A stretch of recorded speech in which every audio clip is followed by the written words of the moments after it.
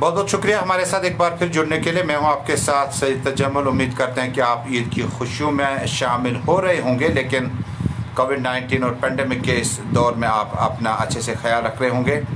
जब आप अपना अच्छे से ख्याल रखेंगे तो आसपास में आपके साथ जो जुड़े लोग हैं वो भी आपको फॉलो करेंगे।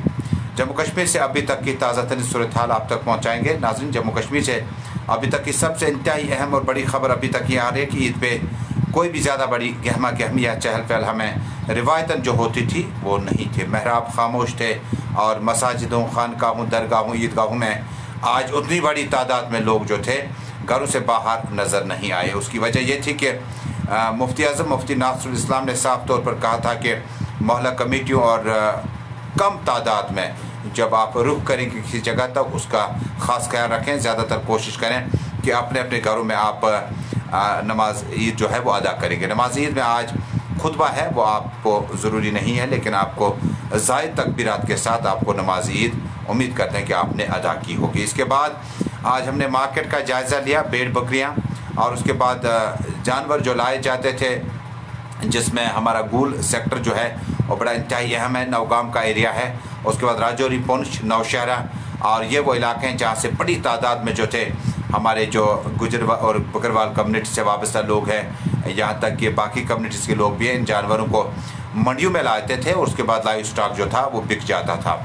इस साल कोविड-19 पेंडेमिक और 35 से 370 दफ़े के बाद ये कोई वैसी ईद लगी जैसे पहली ईद थी इससे कबल, और उसके बाद कोई बड़ी तब्दीली नहीं थी। ईद उल फितर के बाद ईद उल अज़हा तक सफ़र जो है वो काफ़ी ज़्यादा कठिन था। मुश्किल हालात में लोगों ने अपना वक्त गुजारा। आज हमने बाज़ार का जायज़ा लिया, मार्केट का जायज़ा लिया। पहले ही कहा कि महराब खामोश थे और जो जम्मू की मस्जिदें और श्रीनगर की मस्जिदें थी वो आज लोगों से बिल्कुल खाली खाली नज़र आई, क्योंकि गाइडलाइंस और उलमा ने पहले ही अपील करी थी कि आप लोग अपने अपने घरों में नमाज ईद अदा करें और किसी भी तरह की इस तरह परेशानी को आप नज़दीक न आने दें। इसके बाद कुर्बानी का फरीज़ा है, तो मुफ्ती नासरुल इस्लाम के मुताबिक सदका खैरात जो है वो कुर्बानी के फरीज़े से अलग है। आप इसको अलग करें और जब आप सदका खैरात देंगे तो उसके बाद कुर्बानी का फरीज़ा जो है वो उसे अदा नहीं होगा। सुन्नत इब्राहिम आपने अलग से अदा करना है और उसके बाद कुर्बानियाँ ज़रूर करें, जो लेकिन प्रोटोकॉल और गाइडलाइंस के साथ। हमने देखा कि जब कुर्बानी का जानवर लाया जाता है ज़बह करने के लिए, तो उससे ज़बह करने के लिए जिन अफराद का इसमें असर रसूख इन्फ्लुएंस रहता है, उम्मीद करते हैं कि वो प्रोटोकॉल और गाइडलाइंस को फॉलो करें। रहनुमा उसूल जिससे उर्दू में कहते हैं उनको ख़ास तौर पर आपने अपनाना होगा, तब जाके ये जो फरीज़ा है इसको आप आसानी के साथ बेहतर तरीके से अदा कर सकते हैं। नाज़रीन, इसी के साथ जम्मू कश्मीर में अभी तक जो है बाकी सिक्योरिटी सिचुएशन पर भी हम बात करेंगे। आज लाइव ग्रेनेड जो है सिक्योरिटी फोर्स ने दावा किया कि त्राल जनूबी कश्मीर के इलाके में लाइव ग्रेनेड पाया गया, जिसके बाद डीएसबी बम डिस्पोजल स्क्वाड जो था उन्होंने फौरी तौर पर जाए वारदात पे जाकर उससे डिफ्यूज़ किया। आसपास में सर्च ऑपरेशन सिक्योरिटी फोर्स ने चला रखा है। अब इंतहाई अहम खबर नाज़रीन आपको बता दें कि 35 से 370 दफ़े की मनसूखी के बाद जम्मू कश्मीर में जो ईद है इसके मौके पर लॉकडाउन और उसके बाद तमाम चीज़ें जो है गुज़श्ता एक साल से जम्मू कश्मीर पर बहुत ज़्यादा हावी रही।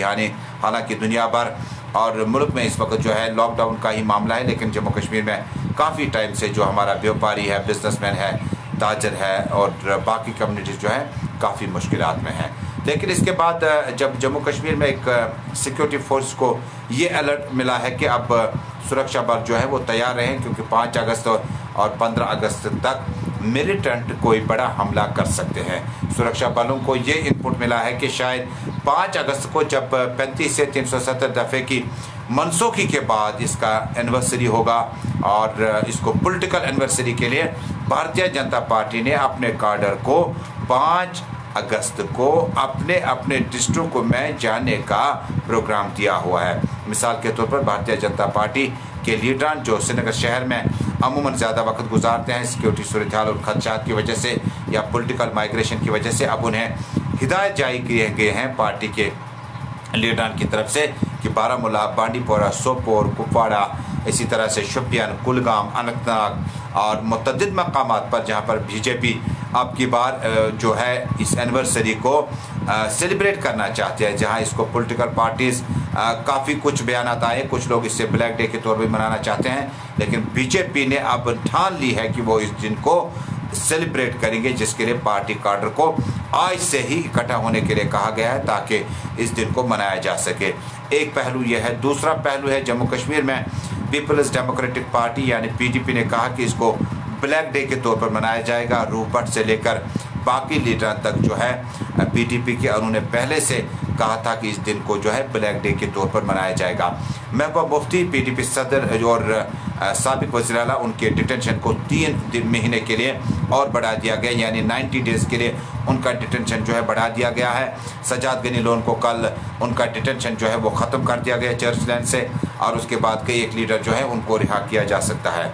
लेकिन सवाल यहाँ पर यह है कि नेशनल कॉन्फ्रेंस, कांग्रेस, पीडीपी और रीजनल पार्टी जो है 5 अगस्त को एक तरह से कहते हैं कि ये दिन जो था इसमें तमाम तर जो कवानीन थे, इनमें तमाम तर जो कानूनी जो तरामीम थी वो उन्होंने बगैर पूछे इन्होंने कर दी, जिसका वो मलाल रखते हैं, जिसके वो नाराज़ हैं, जिससे उनकी सूरत हाल जो है वो बेहतर नहीं है, मखदूश है। अब बीजेपी जो है इसका क्रेडिट लेकर अब जम्मू कश्मीर में एक बार फिर 5 अगस्त को बड़े बड़े प्रोग्राम दे चुकी है। अब ये देख रहा होगा कि 5 अगस्त के प्रोग्राम में क्या डॉक्टर जतिंदर सिंह या राम माधव जी या कोई बड़ा लीडर आ सकता है, या अशोक कौर जी, और उसके बाद जो होम क्वारंटीन में लीडर नहीं है, कौन कौन लोग इन फंक्शन में नजर आएंगे। साथ ही साथ अब 15 अगस्त पे इनपुट सुरक्षा बलों को मिला है कि सिक्योरिटी फोर्स पर मिलिटेंट बड़ा हमला कर सकते हैं, जिसके लिए सुरक्षा बलों ने अपने नाके मजीद सख्त कर दिए गए हैं। शहर और आसपास में डिस्ट्रिक्ट हेडक्वार्टर्स की तरफ जाने वाले रास्तों को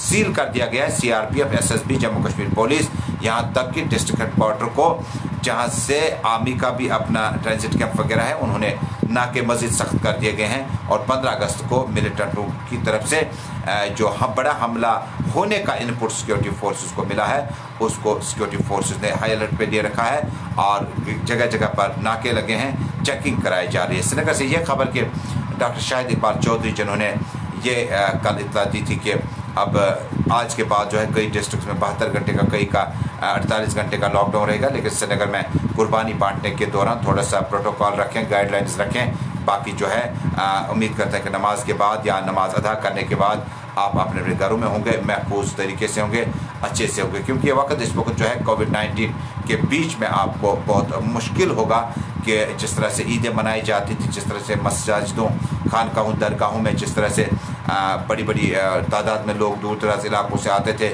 और गले लगने का जो सिलसिला है, हाथ मिलाने का जो सिलसिला है, उसको भी कहीं ना कहीं थोड़ा तर्क करना होगा, रोकना होगा। उम्मीद करते हैं कि जम्मू कश्मीर में अब जो हालात हैं वो बेहतरी की ओर आए। नेक्स्ट अपडेट के साथ थोड़ी देर में आपके साथ तजम्मुल फिर जुड़ेगा। आप देखते रहें जम्मू कश्मीर का सबसे बड़ा नेटवर्क जेके न्यूज़ नेटवर्क और गुलिस्तान टेलीविजन नेटवर्क की खुसूसी नशरियात पे जम्मू कश्मीर की खबरों का सिलसिला 24 घंटे जारी रहेगा। Thanks for watching.